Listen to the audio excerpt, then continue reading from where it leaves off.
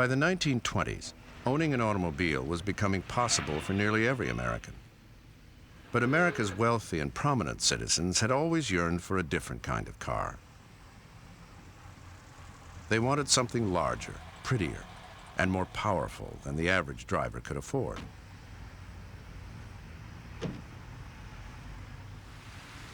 For the wealthy, it was an era of yachts, hunt clubs, and fancy costume balls.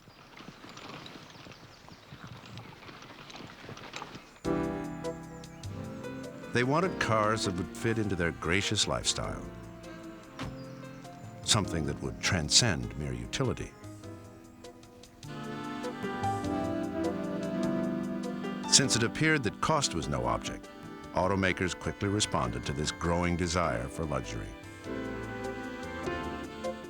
The result was an explosion of interest in the true custom and the semi-custom built automobile.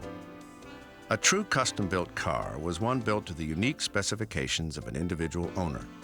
They were one of a kind. A semi-custom was a limited edition design of which bodybuilders usually made no more than several hundred copies.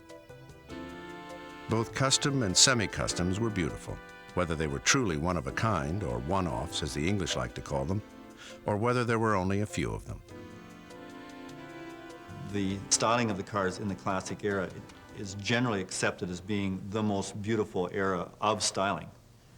When you take the body off and sit it aside from the car, they're all pretty much the same underneath. There's a big frame sitting there, there's 4 wheels and 4 brakes and a whole bunch of mechanical pieces that the average working person couldn't even identify. It's when you put the body back on and see the grace of the fender lines. You know, the way the fender lines came right down so that you could no longer see the springs and the brake parts. That gave the cars a formal look, which just never seemed to be duplicated again.